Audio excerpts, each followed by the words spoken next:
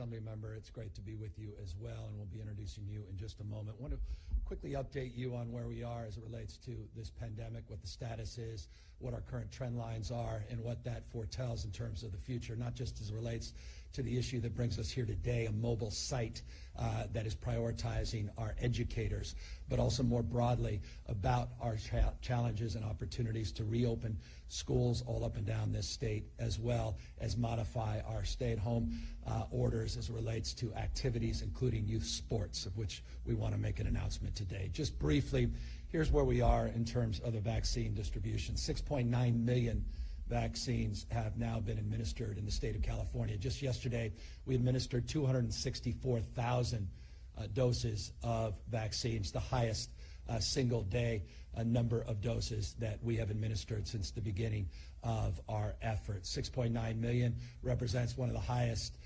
numbers of vaccines administered, not only of any state, but of all but 7 nations in the world. We still have more work to do, but the scale and scope and size of the operation that we've built out, the network of over 1,100 providers in all 58 counties in this state, allows for the ability to distribute and administer well over 2 to 4 million vaccines each and every week. That's the goal, designing a system that allows for 4 million vaccines to be administered on a weekly basis. Last week, we were able to administer 1.4 million vaccines. The only constraint now is manufactured supply.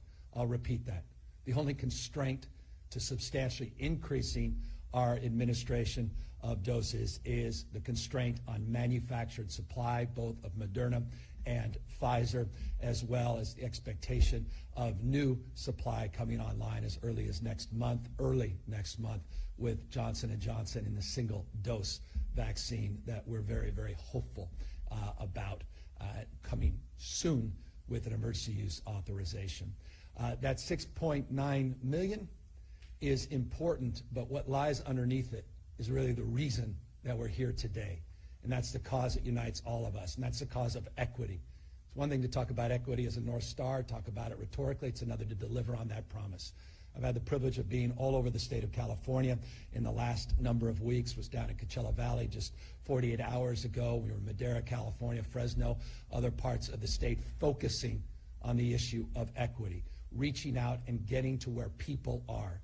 One of the principles of the 2 large-scale mass vaccination sites that we announced formally, or at least implemented formally this week with the Biden administration, the 2 first sites of its type in the United States in partnership with FEMA and our California Office of Emergency Services, was a framework of equity. That's why those sites were chosen here in Alameda County and down in East LA at Cal State LA. Up to 6,000 doses will be delivered, or rather administered, on a daily basis at those 2 sites when they're fully operational. But those sites come with mobile components. One of those mobile components, one of 2, and Tammy from FEMA is here, and we thank her for her stewardship and leadership, is focused on the issue of equity as it relates to the issue of education. And we prioritize, and have prioritized now for weeks, the ability for counties large and small to prioritize vaccinations, not only for our teachers, but for our educators broadly defined, our classified employees, our food service workers, our custodians, our bus drivers, the ecosystem that is required to reopening our schools for in-person instruction. By the way, that also includes child care workers, which we've also prioritized.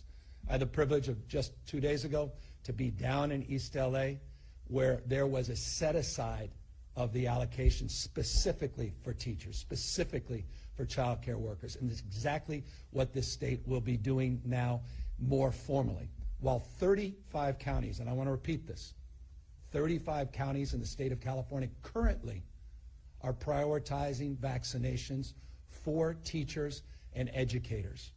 We want to operationalize that as the standard for all 58 counties in the state. So effective March 1st, not only are we doing that through our third-party administrator, but we are also setting aside 10% of all first doses, beginning with a baseline of 75,000 doses every single week that will be made available and set aside for those educators and child care workers that are supporting our efforts to get our kids back into in-person instruction. That's effective March 1st. And the reason we can do that more formally, even though we have allowed for it over the course of the last number of weeks, is the window of visibility into the future with more vaccinations that we know are now coming from the Biden administration. 1.38 million this week with some delays, and I'll talk about that relating to weather. A little over 1.4 million next week, 1.5 plus million the week after. So that stability, that visibility gives us the confidence that we can set aside that as a priority and address the big stress that many counties, many county boards of education, not just counties as it relates to broader health frame, but the county boards of education and superintendents have as it relates to access to vaccinations as a priority in order to get our TK-2 cohorts of kids back in school first, and then grades 3 through 6, which must be done and must be done much sooner than the current path that we are on, and we believe this will help advance that cause. Forgive me for being so long-winded. I'm going to come back and talk more about reopening schools for in-person instruction after the rest of the speakers, but we do have two special people that are here, and perhaps you're wondering why they may be here. Now, they're very familiar to many folks here in the Bay Area.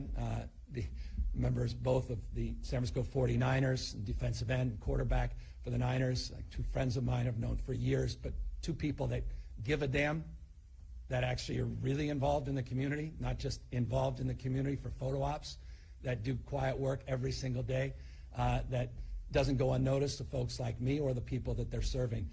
They have been strong advocates, and trust me, they have my cell phone, they know how to get to me, to get youth sports open in the state of California.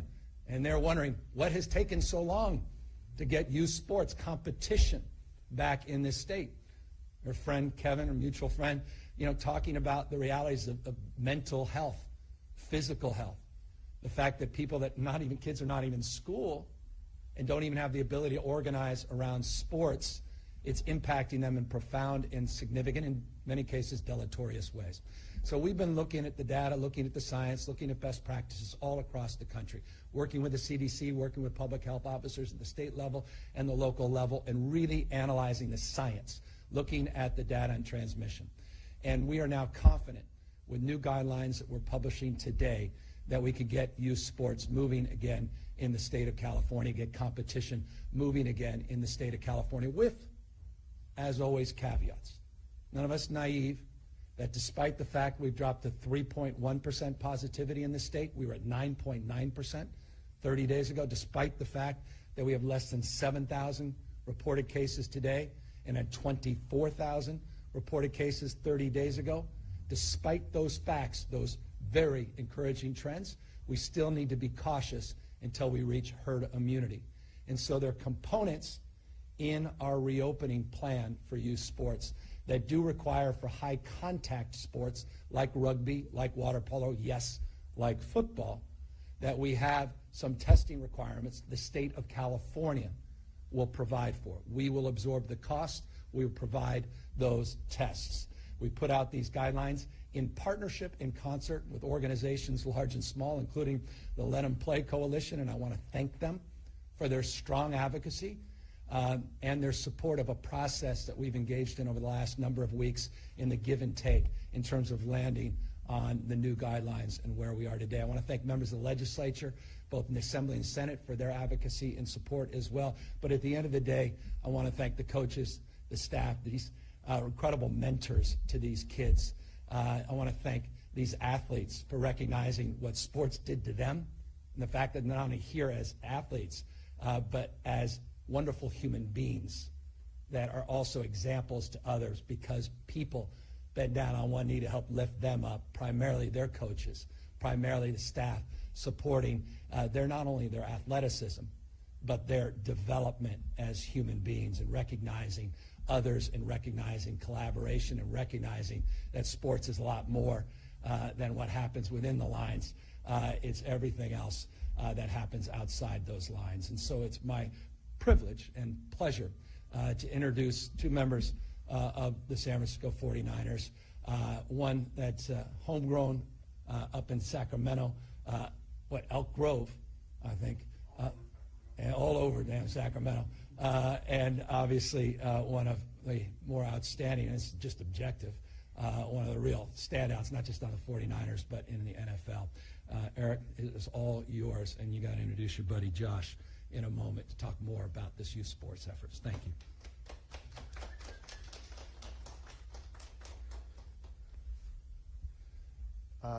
Thanks, Gavin. I wanted to thank Gavin for your leadership, being a Sacramento native and a resident of California. I wanted to thank you personally for your leadership, and thank you for allowing me to be here. Like Gavin said, I'm a Sacramento native, born and raised. I grew up playing football and basketball in the area, and so I know the impact it had on my life, and I know the impact it has, youth sports has on the rest of our society and the rest of our state and the youth as well. Also being a husband to a child and adolescent psychiatrist, and being able to see firsthand the mental health issues that the pandemic has caused on our youth, I'm a big advocate for getting youth sports back. I heard and listened to the Let 'Em Play Coalition and the stats they raised and the risk they raised, and being able to see that other states have played youth sports. And I'm very excited today to see that California will be joining the rest of the states that have played and getting our students back playing. They need camaraderie. They need to be around their friends. They need it for their health, both mentally and physically.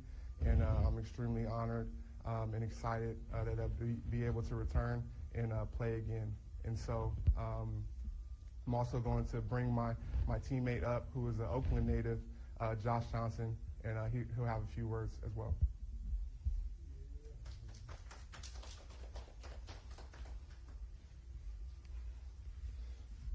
Hello, everyone. Thanks, Gavin, for allowing me to be a part of this. I think today is a tremendous first step in the right direction. Sports is outside of my faith, my family. Sports is pretty much everything. And having a sports-driven family, my mom and dad are coaches. I have cousins who coach, uncles that coach. Pretty much, sports has been my gateway, out of the struggle in Oakland that we had to endure. But without it, I don't know where I would be in life today. And just going through this pandemic has really been a challenge for myself personally. I was part of the XFL, which had COVID ended. Was trying to figure out how to, be able to keep my body ready without a gym open. That whole process, I kind of felt the struggle that most normal people would feel, because life is different when you wake up and you're not working out every day. I can feel the mental energy, and the energy that I have in my body is not the same. But after a workout, and just how you're able to process things and feel better about life and be able to take on the challenges of life, it all starts with that foundation of what sports provides. And then when you look at the camaraderie factor, the teamwork factor, like I was telling people earlier, sports is the only place where we commonly come together from all different walks of life to be able to find a mutual understanding. And to be able to give that to these kids at this young age is very important, because, they need that. And we don't want them to miss that, to grow up in a world where they don't have that or experience that, because we don't know that outcome. But that outcome, what sports will provide for them, will be way more transcendent than sports. It will be some of our best leaders come out of this thing. Some of our best innovators will come out of this. But it gives them that structure for those that need that structure. So I'm thankful for you guys for, starting this journey back forward that we all have to take on as a country to get things back to normal. And I'm just excited to be able to now go out and watch these kids play and be able to see the joy on their face that sports provides for them, and then those that take advantage of the opportunity, how it can help change their lives and their family lives forever. So thank you, guys. And let me, before I introduce the Senator and the Assembly member, I just want to make just a couple clarifying comments about these guidelines. We'll allow for these sports to resume again, even contact sports to resume once the threshold is reached where we have 14 cases or less in a county. We currently have 19 counties that are in that category, including Alameda County, including Marin, San Francisco. Many of the Bay Area counties are already well below 14 cases per 100,000. So they're able to move as early as the 26th. So this is a week from today. This is for outdoor sports, including contact sports, again, including football, rugby, and water polo, which have unique and distinctive requirements for some periodic testing for those cohorts 13 years and older. It gets complex, except it's not that complex. The bottom line is we're moving through using data, using science, using other people's experience, still with caution and still with a recognition of the significant advantages in terms of mitigation around transmissibility in outdoor activities versus indoor activities. We'll continue to work on some of those indoor issues, and we have a whole work group on that, and we'll have more to say very, very shortly. But with that, I know that Senator Wachowski has a lot to say about the good work that his county is doing. I want to just acknowledge Alameda County has been a real leader in their administration of vaccinations. Again, having traveled up and down the state of California, I've seen success, I've seen struggle. Alameda County remains successful, and it's because of the remarkable leadership, the health director, the mayor, the entire team, county superintendent, the partnership, the collaborative spirit. This mobile site is profoundly important. Another mobile site like this will be going up very, very soon, working with African-American churches, working to truly meet community members where they are. Equity, again, is our priority. And so with that, Senator, I'll introduce you, and you can introduce Assemblymember Quirk as well. Thank you. Well, thank you, Mr. Governor, for being in Hayward. This is the heart of the Bay, and thank you for your leadership. You've done more in a week to help combat COVID and identify the problems than that former guy did in a year. And you actually, your actions show us at the legislature and here in the community. You were at the Oakland Coliseum when they opened it up. You were at Levi Stadium. Now we have this mobile site. You're making it real for folks, that they understand that we're here to make sure that all kids get back to school, and also that that ecosystem of educators, not just the teachers, that are professionals that are dying to get back to the classes. I mean, these are people that actually love kids. I don't know if I can say that. I mean, I like kids, but a lot of parents say they like the kids, but these people chose professions so that they can touch the heart of these young people and help educate them.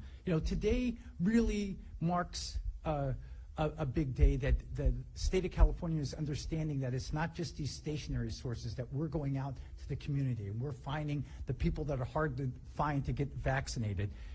Just yesterday, the Senate took action on the $9.6 billion relief package. So we're going to give those most vulnerable, the people that are getting food stamps, students, small businesses are going to be getting grants. This is a multi-pronged attack that's going on since this pandemic has started. You have worked with the legislature.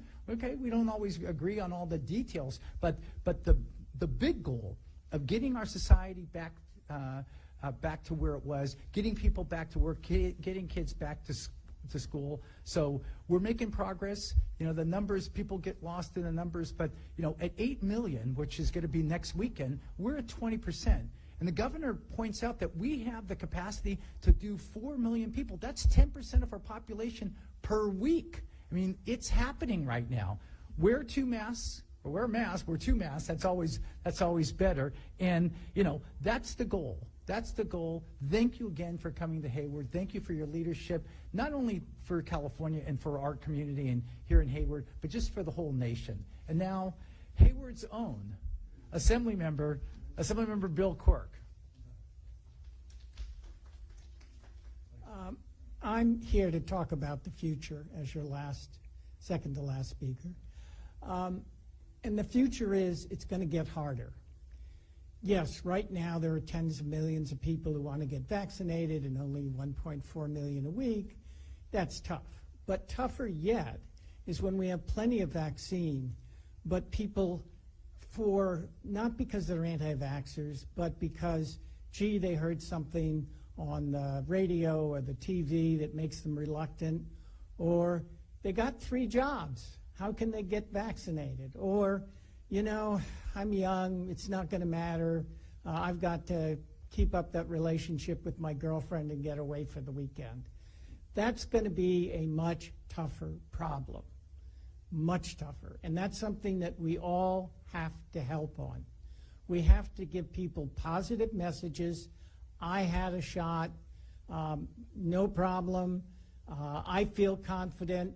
Yeah, I'll help you. I'll find a way to watch your kids while you get out to get a vaccine. And then there's even the longer-term problem and worst problem. Many jobs are going to disappear. We think business travel is going to be down 20%. That means fewer people working in hotels, fewer people working in restaurants. Downtowns are going to have 20, 30, who knows what percent fewer workers downtown. Again, fewer people in the hospitality industry, fewer people on transit. We're going to have a whole bunch of people looking for new careers.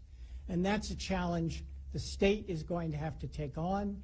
Our community colleges in particular, I think, will be central to this. So as I said, this has been tough, but the toughest is yet to come, and it's going to take all of us working together. Thank you. Thank you, Senator Member. And I just want to highlight and thank you, Senator, as well, for referencing the work that was done in the legislature in the last few days. It was very notable and very significant, the $9.5, almost $9.6 billion package that we were able to put together. That's an early action package, an additional $2 billion of direct grants to small businesses, direct grants, not loans, $5,000 to $25,000 grants, also to nonprofits and cultural institutions. This builds on the $500 million we worked collectively to advance over the course of the last number of weeks. Billions of dollars in the hands of upwards of 5.7 million Californians directly in their pockets, particularly those that are on earned income tax credits or beneficiaries of earned income tax credits, those on CalWORKs, SSI, SSIP. They'll be beneficiaries of these direct relief checks of $600. We think this is very meaningful. It's at scale. It's the largest package of its type in the United States. It has other supports, including for our community colleges, our UC and CSU, $721 million of additional support to the UC, to the CSU, and the community college. We're also supporting our community college system with people that have left because of this pandemic to prioritize bringing them back, including grant funds to support their efforts to come back and safely. So a lot of wonderful things came out of that package. It's worthy of being highlighted every single day, but the meaning, the substance, will be felt when those checks arrive, when they're distributed, and when people get those applications into us and we get those dollars and those grants into pockets of those employers to help through this very difficult time. Just a final word on it. It's just interesting to note because it was lost in a lot of the discussion around it. We're also providing 2 years of waiving all licensing requirements. For example, we have 59,000 bars and restaurants that have ABC licenses. They have fees upwards of $1,235 a year to renew their license. We're waiving that for the next 2 years. Barbers, cosmetology, et cetera, hundreds of thousands of licenses in that category, waiving all of those fees. A Main Street hiring tax credit of $100 million, a lot of loans and grants for people that cannot otherwise get SBA loans or can't even get the federal PPP loans. We're also prioritizing those businesses as well. So anyway, thank you, Senator, for highlighting that. I wanted just to share all of that, and you'll probably hear me share that on a daily basis because it needs to be shared. We need to communicate it. We make sure people are availing themselves to those supports.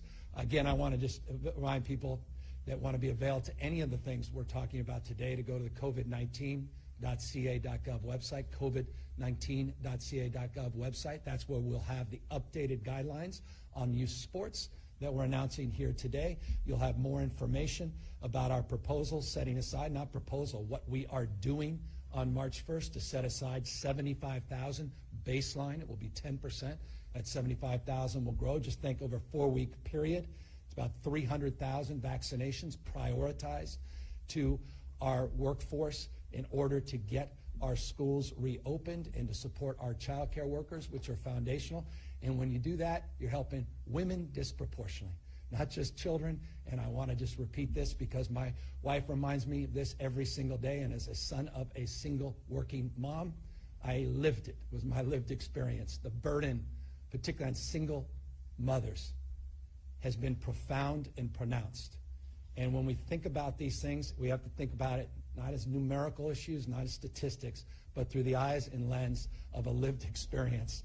And for all of the young women, regardless of your time in life, that are raising a loved one, that are desperate to get that young child back into in-person instruction, for all the social emotional benefits, to get that young child back with their friends playing outdoor soccer and feeling safe and confident that they're going to do that, and that they need the support to get subsidized child care. That's exactly who we are thinking of, you, as we put together all of these programs. And just want to thank you for everything you've worked through, your resilience, and just know we have your back, and there's more we'll be doing in the weeks and months ahead. With that, we're here to answer any questions.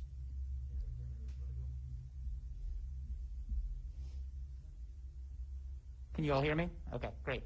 Hey, Governor, I'm Jeremy White with Politico. I am the conduit for reporters today. I have a lot of questions about Ted Cruz here, so we'll just jump right into it. The legislature introduced a schools bill yesterday which conditions reopening schools on counties making vaccines available to teachers. That's obviously been a sticking point. Can the state make that happen in time to reopen schools soon? Well, my fear about what was put out yesterday, it's actually going to slow down our ability to reopen schools safely. That's my concern. We'll continue. We are continuing dialogue with the legislature, but the proposal that was put out actually sets back the cause of safely reopening the schools on a timeline that I think advantages the most vulnerable Californians in this state. We put out a framework, and I'm grateful that the legislature embraced the framework of around $6.5, almost $6.6 billion of early action to support safely reopening schools, and that was very encouraging to see. But when you read through the details of the proposal, it actually does not allow any cohorts to open for some time, where I believe very strongly what they're doing not only here but in places like Long Beach are the better and preferred approach. There's momentum on reopening schools, and I want to continue to see that momentum. That's why we're setting aside 10% of new first dose allocations for our teachers, for our paraprofessionals, for our cafeteria workers, for the support staff to do precisely that. That is a significant set aside. We're operationally standardizing that in every part of the state through the third-party agreement, and we think that will substantially address concerns. Number two, we have provided 3 months already of free PPE. It's profoundly important that we have protective gear. The state at no cost has already forwarded that PPE, and we will make sure that we're supportive in every way, shape, or form with additional supports for protective gear as is necessary to get our youngest cohorts safely back into school. We also providing 41 counties, over 1,000 schools have already committed to a testing regime through Valencia Lab. We want to build on that. We have already framed a effort for more transparency, more accountability, created safety strike teams, even put up a map on Safely Reopening Schools Hub, a one-stop shop of information for parents, for teachers, for professionals, for the public that we put out over a week ago. And so we're seeing momentum. We're seeing communities like this prioritizing their teachers today. And now with more vaccines being available and the set aside, we think that will further advance that cause. Thank you, Governor. Your response to the legislation last night was that it, quote, doesn't go far enough or fast enough. Can you give us some more specifics on what changes you would like to see to ensure that it goes farther and faster? Well, I think I framed what we've done, and I framed the momentum that is underway in my desire to get TK to 2 open as the first cohort, 3 to 6 as the second cohort. We are using science. We're using CDC guidelines. And unfortunately, what was put out today in print, and again, it's an iterative process, and we're looking forward to continuing the dialogue with the legislature, actually doesn't or allow for any of those cohorts to open until a numeric number that the CDC themselves doesn't even subscribe as it relates to reopening elementary schools is met, and that's 7 cases per 100,000. Our stipulated guidelines is 25 per 100,000. The state's currently at 18.4. That's why Long Beach announced they are intending to reopen.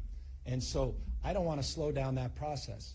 That's fundamentally the difference of opinion between what was put out yesterday and the position of our administration, the position of the Biden administration, the position of Dr. Fauci himself. We are using data, we're using science, WHO, Harvard University, that 25 case per threshold.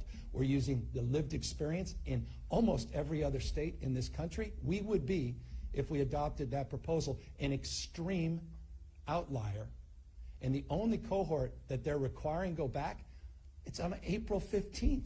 That's almost near the end of the school year, and those are for special need kids. I want to get our special need kids back in school sooner than 2 months, and certainly have the ability to get educated beyond just the traditional school year. We can do this. We can keep people safe. We can protect folks, the kids. We can protect our students. We can protect the community. We're seeing case rates decline.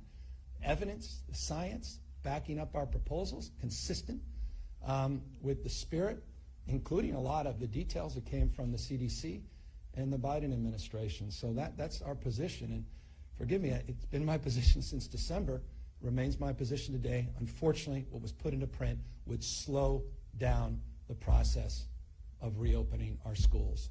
And that is something I can't support. Legislators have suggested they could hold a vote on this bill as soon as Monday. If they send it to your desk as is, would you veto it? I've made it crystal clear I can't support something that's going to delay the safe reopening of schools for our youngest kids. And on a similar note, I think this bill is generally seen as being quite aligned with the position of the California Teachers Association. Are you concerned that your lack of support for this bill could undermine your relationship with the teachers' unions? I have great respect, reverence for the union, and I have great relationship going back decades. And so we'll continue to maintain that relationship. Good people can disagree. We've met many of their concerns and conditions as it relates to enforcement, accountability, transparency, data collection, as it relates to creating a school opening hub, as it relates to PPE, as it relates to prioritization of vaccinations. Remember, 35 counties today, including this county, have prioritized their teacher because of the flexibility that we had previously afforded in terms of the vaccination distribution to prioritize our teachers. And today's announcement clarifies that further with a numerical number, 10% of all subsequent first doses. As they rise, that number will rise with a baseline of 75,000 a week. We are prioritizing to get our teachers, not just CTA members, but to get members of classified unions, to get our bus drivers, we care, custodians, our food workers, all of them vaccinated, including our child care workers, because I think you have to connect that self-evident dot, and that's important to me as well. Governor, you are fond of saying that localism is determinative. I think that is certainly true with schools, these districts being, these decisions being made at the district level, particularly given that unions in some of these big cities are really drawing a hard line around vaccinations. Is it misleading to suggest, whether it's you or state lawmakers, that a state plan will make a substantial difference given that this really gets played out at the local level? I think it has. I mean, you've seen momentum on the basis of the guidelines we put out a number of weeks ago. Long Beach is a perfect example of that. Once they hit that 25% threshold, once they had flexibility in terms of the vaccinations, they started to prioritize those vaccinations, and they announced a school reopening plan, not a delay plan, but an actual reopening plan to safely do so. It's the third largest district in the state. I applaud that leadership, that local leadership. I applaud the mayor and his determination, the county and their determination, the county superintendent and others. It's an example of what can be done when we commit ourselves to doing something, to accomplishing something. No one says this is easy. We have 1,050 plus school districts in this state, independent school boards, county superintendents, locals. I mean, it's complicated. It's California, the size of 21 states in America combined in population. But that doesn't mean we can't prioritize the most vulnerable, the people we claim to care most about. If we care about equity, if we care about civil rights, we really care about justice, we have to really, I think long and hard about those youngest kids that are simply just not getting educated, quote unquote, on Zoom. My 4-year-old, trust me, is not, when we have fits and starts. They started out not in school. I've experienced both, in and online learning with 4 young kids. It's not an academic exercise. I've seen it firsthand. With all the supports in the world, Zoom class, as he refers to it, Dutch, not working for him. He needs to get back in person. Now he finally is. But what about everybody else? They deserve that same support. And so we're going to do this safe. We can do this safely. There has to be accountability. Fully optimized, of course everyone's vaccinated. That's why we want to prioritize. That's why we have prioritized vaccines. That's why we're setting aside 75,000 every week. Plus, that grows. So, forgive me, I don't want to, I'm animated on this because a plan to delay reopening is not a plan to help protect our most vulnerable Californians. It's not a plan to help single moms. It's not a plan to get our economy moving again as we stabilize things. No one's taking the Band-Aid off. We have all the rules and regulations. There's, in fact, a few states in America will have more rules and regulations in terms of modifying to keep everybody safe than California. We're never going to walk away from that commitment. But to delay that opening based upon science that doesn't exist, when we arbitrarily announce that somehow we're moving forward without CDC recommendation guidelines, totally contra to what everything Dr. Fauci and all the experts are saying, and we come up with a threshold that's 1/3 what they have been and others suggesting, I don't think is a real plan to take care of our most vulnerable kids. A clarifying question, Governor, on that 10% or 75,000 set aside for educators. Is that specifically for TK to 2, or would it be sort of first come, first served? In person. For those that wish to go back in-person instruction, it's for them across the spectrum. For those that have, we want to preserve that. By the way, I thank the legislature. There are a lot of areas of agreement. And by the way, we should just level set and just stipulate that. The $6.5 billion, that mirrors the 4.6 plus the 2 we put out in the January proposal. So we're very pleased with that. I'm very pleased that we broadly agree in terms of a phased reopening, TK to 2, 3 to 6. I appreciate they call out special needs. We did as well. The framework is remarkably consistent, but the details are profound in terms of not opening until we have this 7 case. That just is going to deny millions of children the ability to get educated for not many weeks, potentially months. And I, of course, want to see everyone vaccinated. And we have been doing that in 35 counties. Obviously, the constraint is supply, but we are now acknowledging through a very specific framework that we can do more because we now have visibility with more supplies coming, more confidence in our capacity to do that and continue to commit to the most vulnerable Californians, particularly those 65 and over, and those with comorbidities, those with IBD, those others in congregate facilities and the like. Governor, quite a few questions about the resumption of youth sports. Why do you feel now is the right time to ease up on those guidelines so outdoor sports can resume? And do you foresee further adjustments to help indoor sports like basketball resume? What would have to happen to get there? Yeah, as I noted, that's a separate conversation. That's more complicated, and that's where we have more controversy, and understandably so.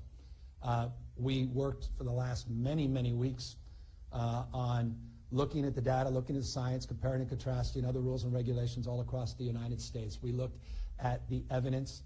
We counseled folks federally. We counseled folks at every local health jurisdiction. We worked collaboratively with those who are advocates, and we landed in the framework that we are announcing here today. We believe it's backed by science, evidence, backed by experience, practicality, but more important than anything else, we are confident that if we can resume, it will only help enliven the capacity of these kids to feel more engaged, feel more alive, to get the social back to social and emotional, the mental and physical health, and resume activities that are much more positive in terms of their life's choices. And so as someone that's literally got into college because of sports and wasn't my SAT, I've never been shy about that, it's something personal to me as well with having 4 kids. And I know for a lot of parents, it's been a point of real stress,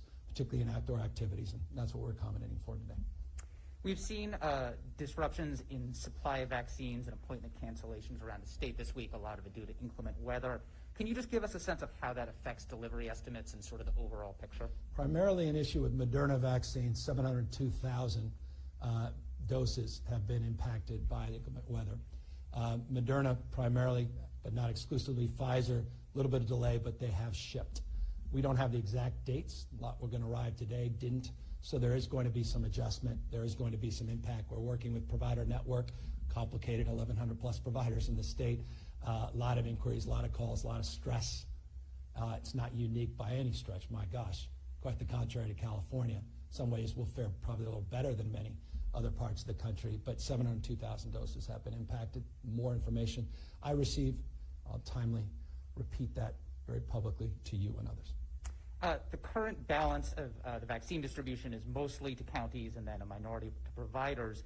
Is that going to switch when this Blue Shield network goes online? And how will that look like, and how would that network be sure it's reaching out to vulnerable communities? Well, the whole framework is speed and equity, and it's focused on mobile sites, pop-up sites, not just large-scale mass vaccination sites. It's also predicated on more engagement and framework, community-based clinics and public hospitals, and more traditional areas of access, as we've learned from the flu shot, including pharmacies directly themselves.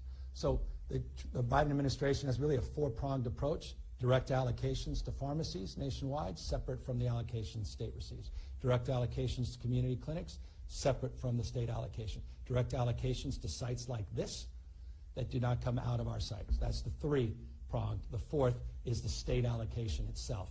And so the combination of all those factors considered with more transparency, more accountability, more clarity, provider payments, incentives, and data analytics that this third party can provide at scale will allow us at a granular level, a zip code, a census level, looking at the Healthy Index map, the state, to really provide for clarity in terms of proximity to vaccination sites and addressing some of those gaps. I also want to note we just announced a week ago in Fresno and Madera, announced some mobile sites through OptumServe, 20, part of the original cohort. These will also be mobile sites that are part of our collaborative to get more of an equity frame and meet people where they are.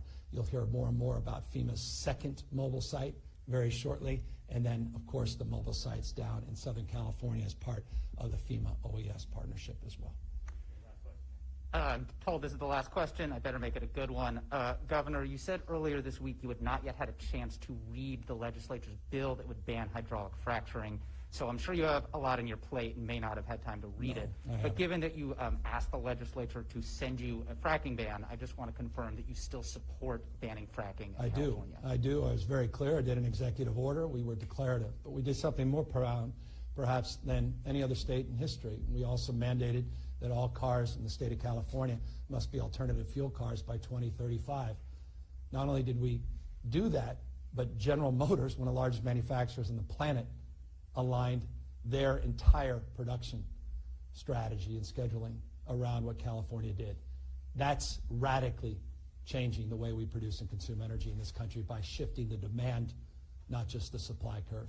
And I want to just reinforce that because that really does need to be highlighted. It may be one of the most significant things that's happened as it relates to greenhouse gas emissions in decades. And I'm really proud of California being in a position to do that. And we are certainly in a position to thoughtfully and judicially address the issue of environmental justice as it relates to the issues of certain types of fracking. And we put out our goals, and we put out studies, we put out resources, working with 2 legislators that are here. Thank them for helping support a just transition study to figure out how to do this in a way that truly doesn't leave other people behind. And I'm confident we can get there. No one says this is easy. There's been efforts for many, many years. And this is one of the newer efforts, and I do look forward to reading the details. And no, you're correct. I've been many parts of the state, and one part I haven't been is at my desk reading bills that were just introduced. With that, I want to thank all of you for the privilege of being here with you in Hayward, Alameda County, with incredible leaders that are assembled. Thank them for their patience. Thank them always for having to endure the Q&A part of these sessions. Honored to be here with Eric and Josh at the San Francisco 49ers. I want to thank the Let 'Em Play Coalition again, all their hard work. My friend Doug has been working hard behind the scenes on youth sports as well, and Jim DeBoo and Ana Montesantos, Bill Dodd, I can mention, Kevin McCarty, so many of you. Thank you for all your hard work on getting it to this point today. Thank you, everybody.